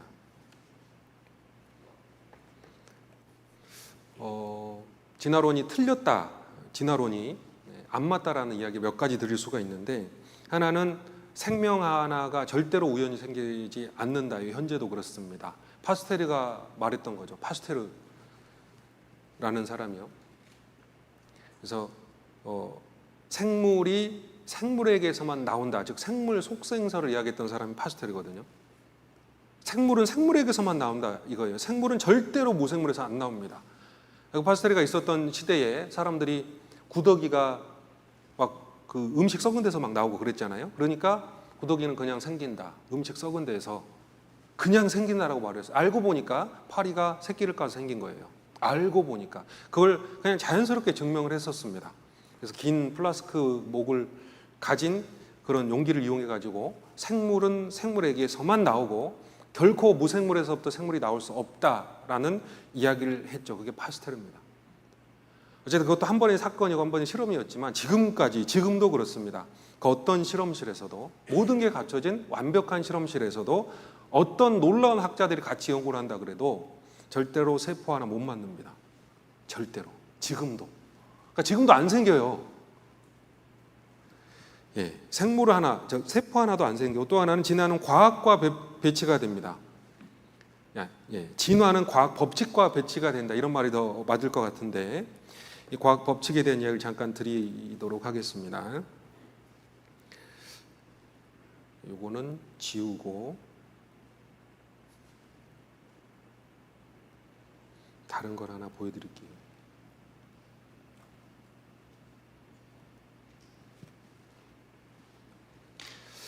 예. 태초에 하나님이 천지를 창조하셨습니다. 창세기 1장이죠. 과학 법칙은 물질이 있었고 모든 에너지가 여태까지 지금도 보존된다라는 겁니다. 그냥 에너지 보존의 법칙이라고 우리가 알고 있습니다. 천지를 하나님이 창조하셨습니다. 그리고 마지막 날까지 하나님 다 창조하시고 천지가 이뤘습니다. 끝났어요. 하나님의 창조가 끝났습니다. 창세기 한번 가보겠습니다. 창세기 1장 2장 1절입니다. 2장 1절. 2장 1절. 창세기 2장 1절 함께 읽어보실까요? 천지와 만물이 다 이루니라. 다 끝났어요. 천지와 만물이 다 이루니라. 하나님이 말씀을 통해서 새롭게 우주를 창조하시고 지구를 창조하시고 지구에 대한 모든 배치가 끝났습니다. 천지와 만물이 이루었어요. 끝났습니다. 그래서 모든 게 끝났어요. 물질이고 에너지고 다 완성이 됐습니다. 지금은 그런 물질이나 에너지들이 변화만 돼서 계속 존재하는 거예요. 다양한 모습으로. 그걸 에너지 제1법칙이라고 하죠. 연력학 제1법칙이라고 합니다. 에너지 보존의 법칙이에요. 그게 지금 물리를 하는 사람들이 당연히 알고 있는 거고요. 어딘가에서 들었던 적이 있는 이야기입니다. 연력학 제1법칙, 에너지 보존의 법칙. 에너지를 누가 만들었죠? 하나님 만드셨잖아요. 빛이 있어라 하셨고 그래서 빛이 있었습니다. 그리고 그 이후로는 천지와 만물이 완전히 이루어진 상태에서 에너지와 또 물질이 계속해서 모습만 달리하면서 지금까지 존재하고 있습니다. 그 법칙을 과학자들이 발견을 했고 에너지가 변하지 않는구나. 에너지 보존의 법칙을 해서 만든 거예요. 예. 그리고 그 이후로 세상은 점점 사실 안 좋아지는 쪽으로 가고 있습니다. 그게 연력학 제2법칙이죠. 성경 마태복음 24장 35절에 천지는 없어지겠으나 내 말은 없어지지 아니하리라. 하나님은 처음부터 알고 계셨죠. 내가 종말을 처음부터 고하였다라는 표현대로 처음부터 미래를 이야기하십니다. 천지는 없어지도록 내가 만들어놨다. 즉 천지는 없어지는 방향으로 가요. 세상은 그렇게 돼 있습니다. 성경이 계속 말하는 게 뭐죠? 요한일서 2장 17절은 함께 읽어보겠습니다. 이 세상도 그 정욕도 지나가되 오직 하나님의 뜻을 행하는 이는 영원히 거하느니라가 있어요. 이 세상도 그 정욕도 지나간다, 없어진다는 거예요. 세상에 있는 것이 다 없어지는 거잖아요. 그래서 베드로 전서 1장에 하나님이 계신 천국은 쇠하지 않는 기업이다. 썩지 않고 쇠하지 않는 기업. 세상에 있는 건 모든 건 썩는 방향이고 쇠해지는 방향으로 간다라고 성경은 계속 이야기를 합니다. 즉 모든 것은 망하는 방향으로 가게 돼 있어요. 그게 바로 연력학 제2법칙이죠. 여러분은 죽어야만 합니다. 왜요? 왜 죽어야만 하죠? 법에 귀속이 되어 있기 때문입니다. 하나님의 법이죠. 연력학 제2법칙에 귀속이 되어 있어요. 여러분은 점점 늙어가고 있습니다. 여러분의 세포 하나가 똑같이 분열이 됐을 때 세포가 분열이 돼가지고 또 다른 세포가 나오잖아요. 절대로 먼저 있던 세포보다 좋은 세포가 되지 않습니다. 그게 연력학 제2법칙이에요. 뭔가 좀 틀려져서 새로운 세포들이 또 다시 나오게 되는 거라는 뜻입니다. 그걸 노화라고 하는 거예요.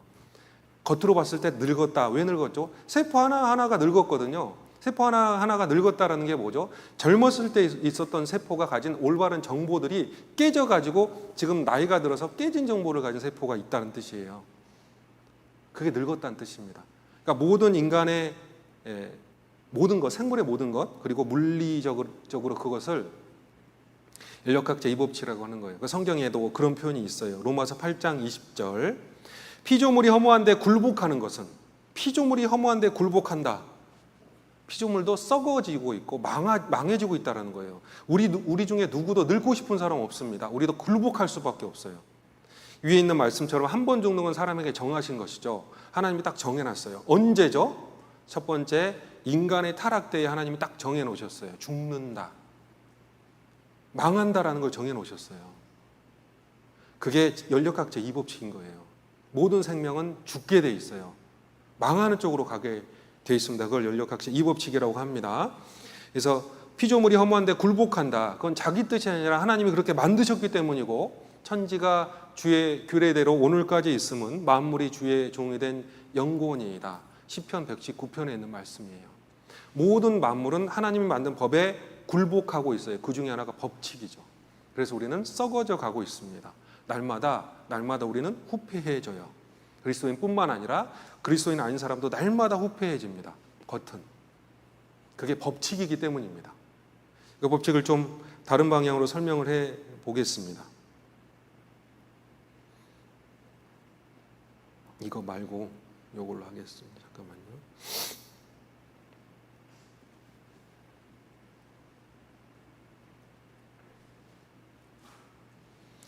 예. 법칙이라는 게 이제 이런 거죠. 물이 위에서 아래로 흐르는 건 이제 법칙이죠. 중력이라는 법칙이 있기 때문에 가능한 거고요. 이 어린아이하고 이 노인 중에 누가 더 오래 살았어요? 앞모습을 못 보니까 가늠이 안 되세요? 근육만 가지고 가늠할 수 있잖아요. 뽀얀 살결만 가지고 저 왼쪽 사람이 어리구나. 우리는 그냥 알 수 있습니다. 시간이 흐르면 당연히 저 모습으로 된다. 절대 반대가 되지 않아요. 절대. 그래서 이게 반대가 되면 신화라고 합니다. 영화나 만화에나 나오는 이야기죠. 멋진 영화 배우가 있는데 집에서 자고 일어나면 그냥 이렇게 되는 거예요. 당연한 거잖아요.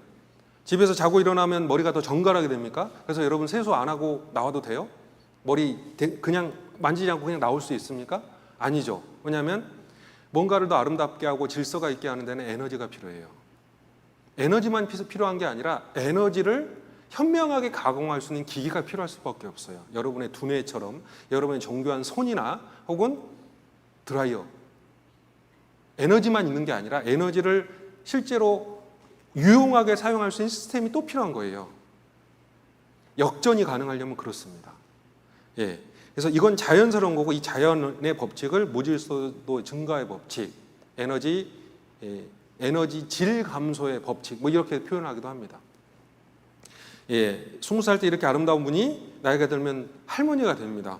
더 시간이 지나서 1000년, 2000년, 3000년이 되면은 썩어서 그냥 뼈가 되죠. 사람이었는데 물질은 똑같을 텐데 이렇게 되는 거, 이게 자연스럽다고 말을 합니다. 이게 법칙이기 때문입니다. 자, 하나님도 이런 법칙을 사람에게 부여를 한 거예요. 인류가 타락했을 때 그렇습니다. 그래서 새 차는 녹슬기 마련입니다. 새 기차는 녹슬기 마련입니다. 이게 자연의 과정입니다. 그것을 법칙이라고 하는 거예요. 이 법칙은 인간이 만든 게 아닙니다. 인간은 이 법칙에 귀속이 돼서 이 법칙에 그냥 순종할 수밖에 없어요. 절대 거스를 수가 없습니다. 물레방아를 돌린 그 물은 다시 올라가지 않습니다. 흩어져서 그 에너지를 잃어버리는 거죠. 에너지가 좋지 않은 에너지로 바뀌어버리는 거예요. 쓸모가 없어지잖아요. 이미 내려간 물은. 예, 커피 연기는 흩어집니다. 커피 연기는 모아지지 않습니다. 이게 자연스러운 거예요. 흩어져서 의미가 없는, 보이지도 않는 그런 과학적인 과정이 생기게 되죠. 예, 왼쪽과 오른쪽이 있습니다. 뭐가 더 좋아 보여요? 오른쪽이 더 좋아 보입니다. 질서가 있으니까요. 예, 질서를 만들려면 누군가는 노력을 해야 되고, 질서를 안 받으려면 그냥 놓으면 돼요. 법칙상 질서가 사라지기 때문이죠. 그걸 연력학 제2법칙이라고 하는데, 무질서를 다시 질서로 세우려면 지혜와 능력이 필요할 수밖에 없죠. 이건 당연한 이야기인데 생물이 그렇습니다. 예, 아주 작은 세포 하나, 그것도 원시적인 세포 하나가 인간이 결국은 됐다라는 게 진화의 큰 이야기입니다. 어떻게든 이야기를 중간에 많은 다른 이론들이 있습니다. 이 그림을 싫어하는 과학자들도 있는데 어쨌든 결론은 아무것도 없는 데서 물질이 생겼고 그 물질이 세포가 됐고 새로운 생명이죠. 아주 간단한 새로운 생명이 됐고 그게 이렇게 복잡한 인간이 됐다라는 건 맞거든요. 그걸 과학 법칙과 배치된다라고 이야기할 수밖에 없는 거죠.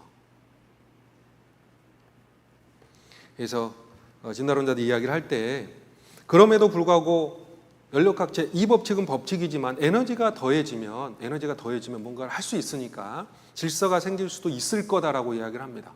사실은 그렇지 않아요. 제가 방금 대강 드린 말씀인데 우주는 사실 폐쇄계입니다. 빅뱅이라는 이론처럼 뻥 터져서 뭔가가 뻥 터져서 생기는 공간이라 사실은 폐쇄계예요. 우주는 뭐가 새로 들어오거나 나가는 공간이 아니라는 겁니다. 우주는 딱 정해져 있는 폐쇄계이고 에너지가 들어온다라는 거는 에너지를 유용하게 사용할 수 있는 시스템이 없으면 파괴를 시키는 거예요. 자, 한번 예를 들어 보겠습니다. 일본이 1941년에 진주만에서 전쟁을 했지요. 거기에 큰 에너지들이 쏟아 부어졌습니다. 파괴가 있었습니다.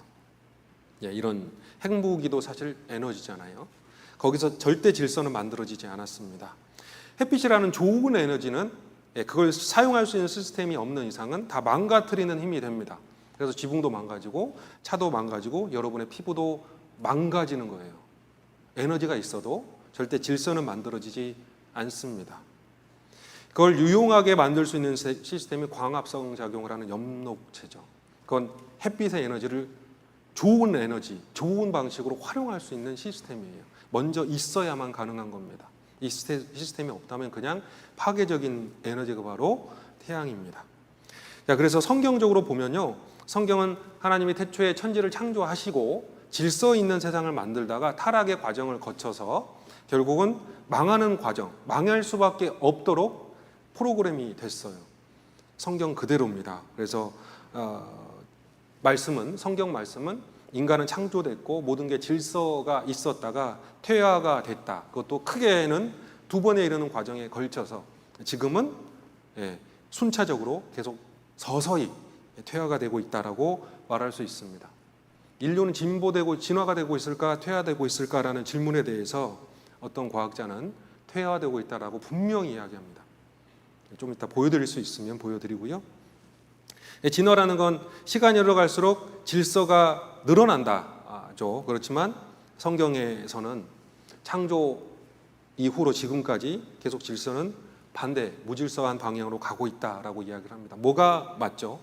자연 법칙이 성경에 기록되어 있고 그것이 바로 진리라는 걸 알 수 있습니다. 진화는 반대예요. 자연 법칙에도 반대일 뿐만 아니라 성경에도 당연히 반대입니다. 그리고 진화가 틀렸다라고 할 수 있는 그런 이유 중에 하나는 진화의 실제적으로 증거로 활용되고 있는 화석입니다. 화석이 진화의 증거라고 이야기를 하지만 제가 아까 말씀드렸듯이요. 화석을 볼 필요가 없이 이 세상에 있는 모든 생물을요. 진화의 순서대로 배열을 할 수 있습니다. 비슷한 것들끼리 연결을 하면 되거든요. 인간이 제일 복잡하니까 제일 앞에 있을 거고 그다음에 영장류 중에 일부 침팬지 같은 현재 세상에 있는 모든 생물을 발전한 것처럼 보이는 순서대로 쭉 연결을 할 수 있어요.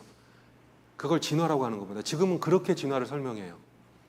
그래서 침팬지랑 사람과의 사이가 얼마나 멀까 DNA를 가지고 파악을 해내죠. 화석은 그렇게 중요한 게 아닙니다. 화석은 그렇게 중요한 게 아니에요. 화석이 없어도 그냥 우리의 생각만으로도 이렇게 연결을 해서 아무것도 없는 것 그런 물질로부터 사람에게까지 다 줄 세울 수가 있거든요. 그리고 실제적인 화석을 보면 화석은 진화가 없었다라는 이야기를 주로 해요. 혹은 화석은 뭔가가 있었긴 한데 멸종됐다 이걸 이야기하는 거예요. 뭔가가 있었는데 멸종이 되고 지금 없는 거죠. 그 둘 중에 하나를 주로 보입니다. 그래서 실제로 화석은 점진적인 변화를 보이지 않고 출현했다가 정체하고 이후 멸종됐던 그런 경향을 보입니다. 이거는 진화론자들도 이렇게 이야기를 하는 거고요. 5번째, 진화론상의 지층연대와 화석연대가 맞지 않는 경우가 많다. 실제로 나와야 될 곳에서 화석이 나오지 않는다고요. 고생대에 생물이 나와야 되는데 그렇지 않고, 중생대에서 공룡이 나와야 되는데 그러지 않을 수도 있고, 그런 것들이 하나만 있어도 그건 틀린 거거든요.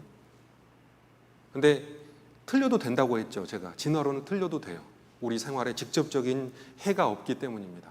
그래서 계속 수정하고 바꿔나가는 거죠.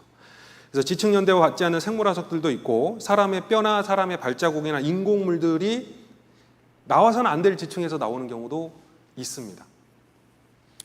예, 그리고 공룡 화석에서 발견되는 나오면 안 될 것들, 콜라겐, 공룡 그 피부 조직 있지 않습니까? 혹은 연골 조직, 이게 콜라겐인데, 혹은 혈관이 나오고 혈관 안에 피도 나오고 공룡의 DNA도 나와요. 그러면 안 돼요. 근데 나와요. 공룡이 공식적으로 6,500만 년 전에 멸종을 했다고 합니다. 이게 진화론적인 관점이죠. 성경은 그렇게 이야기 안 하죠. 욥에게 하나님께서 악어와 하마를 보여주셨어요. 베헤모스와 리워야단을 보여준 거예요. 히브리 원어로. 그냥 악어나 하마가 아니라 공룡이거든요. 딱 모습이. 욥기 40장에 나오는 이야기입니다. 하나님이 딱 보여줘요. 하나님의 입장에서, 성경적인 입장에서 공룡은 그냥 살다가 멸종된 거지, 인류가 존재하기 전에 있었던 그런 생물 종이 아니에요. 그렇기 때문에 공룡 화석에서 공룡 피부 조직이 발견되고, 연부 조직이 발견되고, 피가 발견되고, DNA가 발견되고, 이건 이상한 게 전혀 아닙니다. 성경 입장에서는. 그런데 진화적인 관점에서 굉장히 이상해요. DNA가 6,500만 년 혹은 1억 년을 존재를 해야지만 지금 보일 수 있거든요. 그들의 관점은.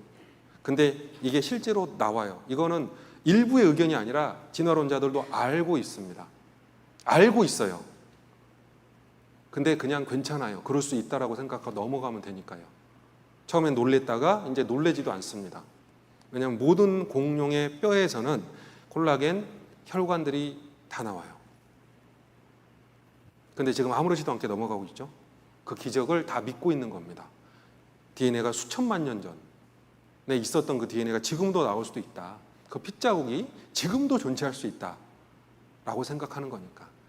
이건 좀 이따 보여드리고요. 방금 제가 말씀드렸던 것처럼 엄밀한 의미에서 진화론은 관찰 및 증명이 불가능한 거예요. 우리가 아무것도 없는 곳에서 이렇게 생겼다라는 건 증명할 수가 없어요, 원래. 자, 몇 가지 이 중에, 화석은 수억 년 전 화석이나 지금 생물이나 이렇게 바뀌지 않습니다. 실러켄스라는 화석도 그렇고, 폐허라는 물고기 있습니다. 옛날에 몇 억 년 전, 4억 년 전에 존재했다라고 그런 물고기들이 지금도 그냥 있어요. 투국에는 지금도 있습니다. 4억 5천만 년 전, 잠자리 3억 5천만 년 지금도 있고요. 해파리 1억 5천만 년 전 그냥 지금도 그대로 있습니다. 여러분이 볼만한 그냥 이슈가 되는 그런 화석들을 제외하고는 다 똑같아요.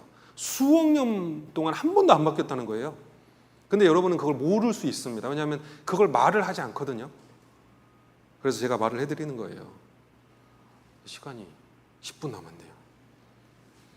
그래서 가재도 그대로고요. 귀뚜라미, 도룡뇽 다 그대로입니다. 다 그대로예요. 수억 년이라고 하는 그런 물고기, 어떤 동물, 곤충들이 다 그대로입니다. 또 인간이 있으면 안 되는 지층, 3억 년 전이니까 고생되잖아요. 3억 년 전 금속 물질, 인간이 가공한 것 같은 금속 물질이 석탄 속에서 나와요. 석탄은 고생대입니다. 인간이 있으면 절대 안 되죠. 근데 석탄에서 굉장히 많은 인공물들이 나옵니다. 이 종도 나왔다라고 하고요. 이 그릇도 나왔다라고 합니다. 물론 그쪽에서는 인정을 안 해요. 근데 이걸 발견한 사람은요, 내가 정말 찾았는데, 나는 아무런 이유 없이 그냥 찾아서 그냥 말한 건데, 저쪽에서 막 공격을 하는 거예요. 뭐라고 해야 되죠? 넘어가도 돼요. 싸울 필요는 없거든요. 근데 이런 것들이 있다라는 건 기억할 필요가 있을 겁니다. 그리고 공룡에 대한 이야기인데, 이건 다 논문에 밝혀진 거고요. 보면은 사이언스라는 논문도 굉장히 유명한 논문이고 2007년, 그러니까 최근 논문들에 공룡에서 발견된 물질들, 티라노사우루스 렉스라는 공룡에서 발견된 콜라겐, 피시타코사우루스, 하드로사우루스, 모사사우루스, 이런 여러분들 영화에서나 봤던 그런 공룡들의 피, DNA 이런 게 지금 계속 나와요. 이건 창조 잡지가 아닙니다. 이건 그냥 진화론자들도 누구든지 되는 유명한 과학 잡지죠. 사이언스지에 실렸으니까요. 이 안에 다 있어요. 그러니까 우리도 공식적으로 말을 할 수 있는 건데, 예, 원래 콜라겐과 적혈구를 함유하고 있는 혈관이 공룡 뼈 속에서 발견이 된다 이거예요. 그리고 이건 피입니다. 핏자국도 발견이 되죠. 요 빨간 부분이 피입니다. 보면 알죠. 적혈구가 있다는 걸 찾아낼 수 있으니까. 근데 이런 적혈구나 이런 것들은 통상 몇 천 년밖에 존재하지 않아요. 단백질이니까 그냥 분해돼서 사라진다고요.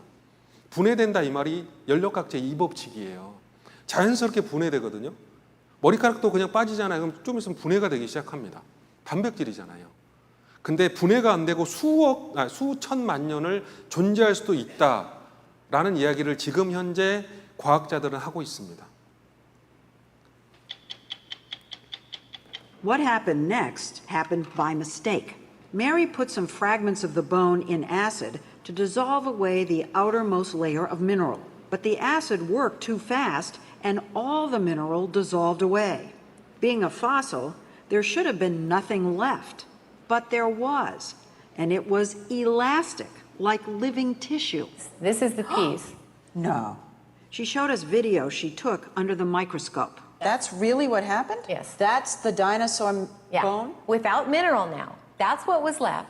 It looked like the soft tissue she would have expected to find if it had been modern bone. This was impossible. This bone was 68 million years old. So you see this and you think, what? You I didn't want to tell anybody. you'd be ridiculed, Yes. right? And so I said to my technician, okay, do it again. I don't believe it. And yet, in sample after sample, they were there. Things that looked suspiciously like flexible, transparent blood vessels. She finally mustered the courage to tell Jack. She said she dissolved the bone away and there were blood vessels. And, I was like shocked. I mean, How could that be? How could that be? That's right. The things Mary was finding inside dinosaur bones, Look at that. blood vessels, and even what seemed to be intact cells, pose a radical challenge to the existing rules of 예, 그 세포들은 현대 과학의 여러 가지 규칙의 근본적인 문제를 제기하고 있다. 현대 과학이 뭐죠? 진화예요. 근데 여기서 말하는 현대 과학은 그게 아니고 물리 법칙들이 틀릴 수도 있었다는 이야기까지 하는 거거든요. 어떻게 단백질이 수억 년을 견딜 수 있어요? 근데 그것이 가능하다라고 말을 해야 되기 때문에 이런 말을 하는 거예요. 그래서 이 슈바이처라는 박사인데 이분이 여성분이 이런 말을 했습니다. 과학과 생물학의 법칙들 그리고 우리가 알고 있는 모든 것들에 의하면 법칙들에 의하면 그것들은 혈관이나 그 적혈구나 그런 콜라겐이나 이런 모든 것들은 분해되어 사라졌어야만 한다라고 말을 했어요. 근데 지금은 모든 공룡 뼈들 연구하면 그게 다 나오잖아요. 그러니까 흔해요. 너무 흔하니까 그 기적들이 그냥 일어났겠다라고 그냥 넘어가요. 수억 년 동안에 그런 것들이 보존이 될 수도 있다라는 이야기를 그냥 하는 겁니다. 불가능을 믿고 있어요. 진화 쪽에서는. 여기도 이제 그런 표현인데 콜라겐은 얼마 동안이나 존재할 수 있을까? 예. 적혈구와 혈관은 콜라겐보다 더 빨리 분해가 된다. 그러니까 많아봤자 100만 년이면 사라진대요. 아무리 오래 걸려도. DNA도 100만 년에 한참 모자라는 35만 년이면 그냥 없어져 버려야 된대요. 공룡이 언제 멸종됐다고요? 6,500만 년 전이거든요. 그래서 신문을 제가 하나 보여드리겠습니다. 2018년 신문입니다. 주라식 파크라는 이 영화 있잖아요. 그 영화에서 화석에서 호박이죠. 호박 있잖아요. 그 식물 수지에서 나와서 굳어져 가지고 그 안에 모기 피 안에 있는 공룡 피, 그 안에서 DNA를 추출을 해가지고 공룡을 만들어낸다. 이게 이제 주라식 파크의 배경인데, 예, 그거는 말도 안 된다예요. 왜냐하면 DNA 유통 기간은 100만 년밖에 안 되고 영화에서나 가능한 거다. 안 된다. 였거든요. 2018년 신문입니다. 근데 DNA가 발견이 됐잖아요. 그럼 신문은 어떻게 해야 될까요? 이거 6,500만 년 안 됐다라고 말을 해야 돼요. 근데 가능하네? 라고 바뀐 겁니다. 6,500만 년 전에 멸종을 했고 심지어 1억 년 전에 죽은 공룡 안에서 DNA도 찾을 수 있다라고 말을 하는 거예요. 진화론이 틀렸다고 말하면 안 된다고요. 왜냐하면 이게 진화론의 법칙이에요. 과학의 법칙. 이 과학 속에 있는 사람들은 진화가 틀렸다고 하면 안 돼요. 엄청난 걸 믿고 있는 겁니다. DNA도 1억 2,500만 년도 존재할 수 있다라고 말을 하는 거니까요.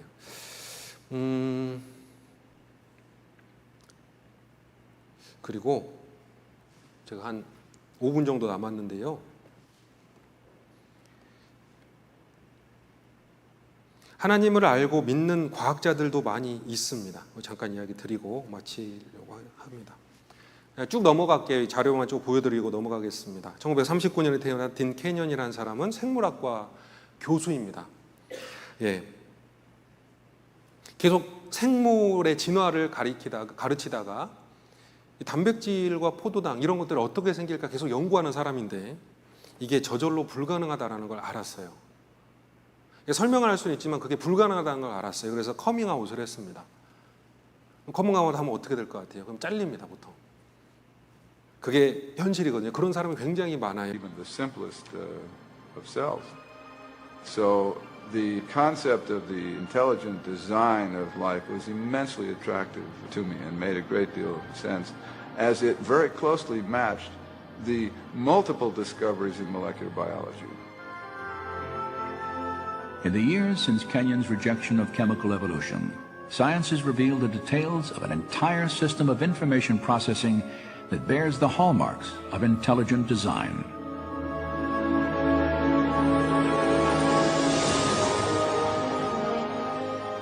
With computer animation, we can enter the DNA로부터 정보를 복제를 해가지고 새로운 아미노산을 만들고 그 아미노산이 서로 접혀서 단백질을 만들어내고 그 단백질이 결국 인체 혹은 생물의 일부분을 구성해내고 이런 모든 것들이 하나님 없이 즉 지적인 근원이 없이는 설명할 수 없다라는 것 거기까지 도착을 한 거예요.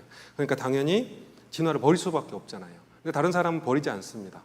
계속해서 이게 우연이 될 수 있다라는 설명을 하려고 하는 것뿐입니다.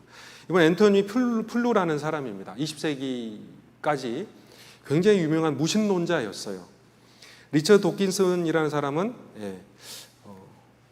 신은 없다라는 생각을 했고 만들어진 신이라는 책을 썼죠. 이 사람은 결국은 죽기 전에 어떤 책을 썼냐면 감히 만들어진 신이라니라는 책을 썼어요.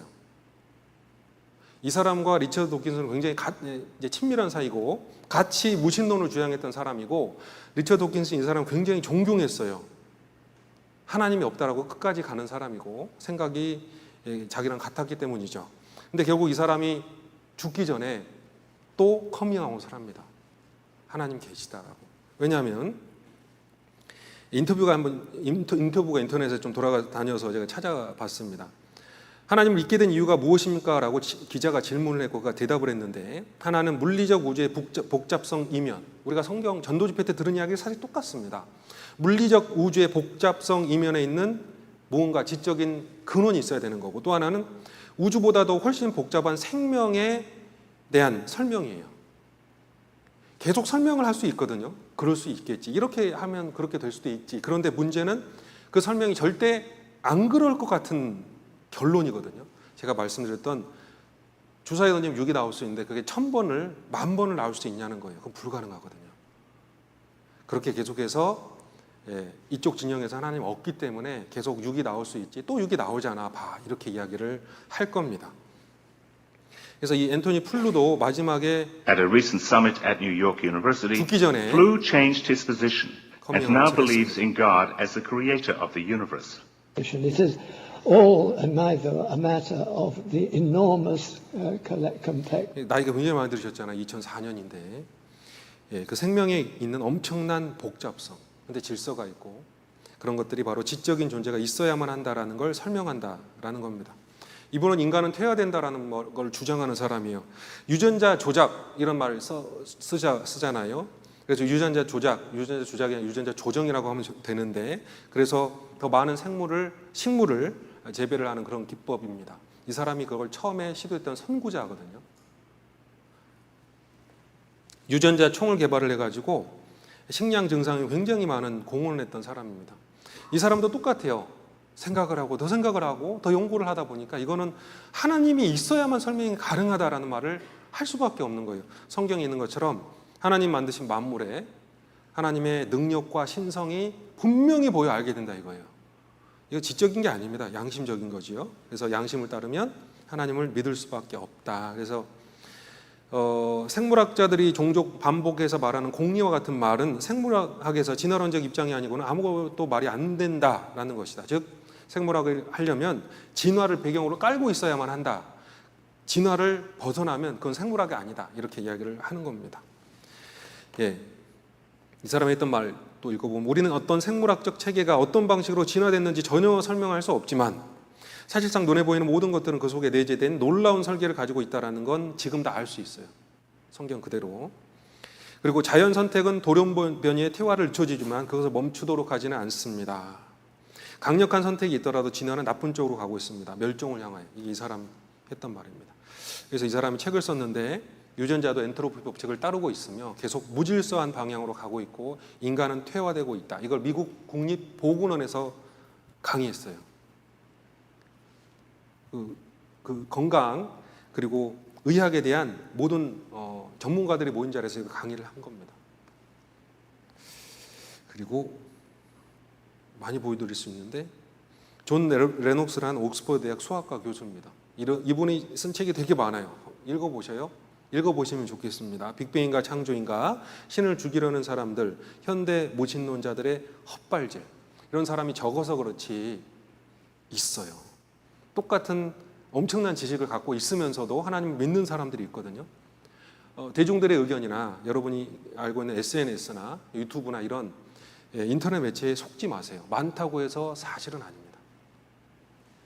코로나 바이러스 세상 하나님은 어디 있을까? 과학은 모든 걸 설명할 수 있을까? 옥스퍼드 명예교수 존 레넌이죠. 과학이 매장시키는 건 하나님이 아니라 무신론이다. 존 레녹스 교수가 이렇게 말을 했습니다. 이 사람이 강연을 하는데 리처드 도킨슨도 와서 들었어요. 이 사람이 강연을 하는데 뭐라고 하냐면 하나님께서 무에서 유를 창조했다는 건 터무니없다고 말하는 사람이 있다. 저기 앉아 있어요. 그건 터무니없는 이야기다 이거예요. 그러면서 엄청나게 많은 논거를 이야기합니다. 이게 책 한 권은 될 텐데 꼭 읽어보세요. 숙제 같지 않은 숙제를 드리는 겁니다. 제임스 튜어라는 사람은 굉장히 유명한 나노학자입니다. 현재 가장 많은 논문 인용 횟수를 기록했던 사람 중에 한 사람이기도 합니다. 이런 사람이 이런 말을 했어요. If anybody should be able to understand evolution, it is me. Because I make molecules for a living. And I don't just buy a kit and mix this and get that. I mean, ab initio, I make molecules. I understand how hard it is to make molecules. I understand that if I take nature's toolkit, it can be much easier because all the tools are already there and I just mix it in the proportions that, and I do it under these conditions.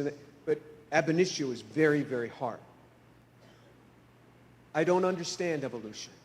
And I will confess that to you. Is it okay for me to say that I don't understand this? Is that all right? I know that there's a lot of people out there that don't understand anything about organic synthesis, but they understand evolution. I understand a lot about making molecules. I don't understand evolution. And you would say that, wow, I must be really unusual. Let me tell you what goes on in the back rooms of science. With national 이 사람 노벨상 수상자들하고도 많이 만난 사람인데 다 진화론을 믿고 있다고 하지만 설명하는 사람이 없어요. 아무도. 제대로 설명해내는 사람이 없습니다. 근데 이 사람은 가장 생물에 대해서, 생물의 근본적인 그런 화학 합성들에 대해서 이해하는 사람인데 자기는 이해를 못하겠거든요. 진화가 일어난다는 걸 절대로. 이 사람은 하나님을 믿는 사람이에요. 굉장히 잘 믿고 지금도 살고 있습니다. 나는 하나님이 그분의 창조를 통해서 하는 것들 때문에 경외감에 서 있다. 이분은 새벽 3시에 일어나나? In addition to this, James has had over 350 research papers published in academic journals, becoming one of the top 10 cited authors in the world since 2000. For all his success, he keeps dreaming of more. I'd love to see some of the medications, the nanomaterials that we're using for medicine be ultimately used to benefit people. We have projects 시간이 많이 related to 없어서 pancreatic. He's intense about 얘는 새벽에 chemistry. 일어나요. Jim Tour is 운동하고요. he's everything with him is like 100%. a.m. each morning as 새벽 3시 30분에 일어나서 기도하고 성경 보고 자기 연구실에 가서 연구를 합니다. 그러면서 세계적인 석학으로서 살고 있거든요. 그러니까 지식의 문제는 절대 아니고요. 양심에 대한 문제입니다. 창조나 진화는. 그래서 여러분이 알고 있어야 되는데 진화가 사실이라고 말하는 사람은 뭔가를 직접 모르는 사람이고 그래서 그건 틀렸다라는 거가 확실하고요. 그래서 진화는 발전 중이며 어떤 사람도 그게 진실한 거다라는 말을 못합니다. 또 하나 조던 피터슨이라는 사람인데 최근에 인터넷에서 센세이션을 일으켰던 사람 중에 한 사람입니다. 500만 구독자, 돈이 얼마나 많겠습니까? 교수였다가 그걸 그만두고 전 세계 사람들을 만나러 다니면서 강연을 하고 계속 영상을 업로드를 하는데 성경에 대한 영상도 업로드를 많이 했어요. 이 사람이 유명해지다 보니까 심리학자인데 성경까지 손을 대가지고 성경을 강연을 합니다. 그러다가 마음의 변화가 찾아왔어요. 성경이 사실일 것 같거든요. 그래서 쭉 올리다가 그런 상황에서 갑자기 병이 왔어요. 자기 아내가 죽을 뻔한 병이 걸렸고 자기도 병상에서 1년을 지냈습니다. 그러면서 하나님을 찾았어요. 사람은 누구나 나약해지고 죽을 때가 되면 지식에 상관없이 하나님을 찾습니다. 이 사람은 결국 하나님을 고백해요. 그리고 주기도문을 외웁니다. 그게 영상이 여기저기 나와요. 유튜브에. 그 사람이 마지막 이야기 잠깐 들어보고 500만 베스트셀러 12가지 인생의 법칙의 저자 유튜브 공식 채널 조회수 3억 6천만 구독자 500만 명을 달성한 전 하버드대 교수 조던 피터슨 허무주의에 빠지기 쉬운 현대사회에서 현실을 직시하고 자기 인생의 의미를 찾아 기꺼이 책임을 짊어지는 어른이 되라고 이야기하는 그의 메시지에 전 세계 수많은 젊은이들이 열광했습니다. 그로 인해 삶이 변화했다는 독자들의 고백이 쏟아지고 북미와 유럽 125개 이상 도시들에서 열린 강연이 연일 매진되는 등 현재 그가 세계에서 가장 영향력 있는 지식인 중 한 명이라는 점은 누구도 부정할 수 없을 것입니다. 그런데 최근 그의 삶에 큰 변화가 일어났습니다. 본래 조던 피터슨 교수는 2017년 유튜브 채널에 11편의 성경 강의 영상을 올리는 등 성경과 기독교 가치가 인류 역사에 미친 영향력을 인정하고 그것을 진지하게 받아들이긴 했지만 예수 그리스도의 부활과 인류 구원을 온전히 받아들이지는 않았던 것으로 보입니다. 이렇듯 기독교적 신앙을 갖는 것에 대해서 회의적인 입장을 가지고 있던 그는 큰 변화를 맞닥뜨리게 됩니다. 아내가 갑작스럽게 심장암 말기 판정을 받게 된 것이죠. 게다가 본인 또한 약물 부작용 치료로 인해 코마 상태를 경험하고 심각한 폐렴을 앓는 등 1년 가까이 병상에서 생사를 오가게 됩니다. 조던 피터슨 교수는 재활센터에서 걷는 법, 눕는 법을 다시 배워야 할 정도로 심신이 피폐해져 자살 충동까지 느꼈다고 합니다. 그러나 그러한 고통의 시간을 겪으며 그와 그 아내의 삶에 큰 변화가 있었던 것을 알 수 있습니다. I'm not only am I appreciative of what I have, I do everything I can to remind myself of it all the time, and so does my wife. I mean, she's changed quite a bit as a consequence of her struggle with cancer. You know, has become much more overtly religious, I would say, and you know, we say grace before our meal in the evening, and it's a very serious enterprise, and it always centers around gratitude, you know, for the ridiculous volume of blessings that have been showered down upon us at a volume that's really quite incomprehensible. The problem is I probably believe that, but I don't know. I'm amazed at my own belief, and I don't understand it. Like, because I've seen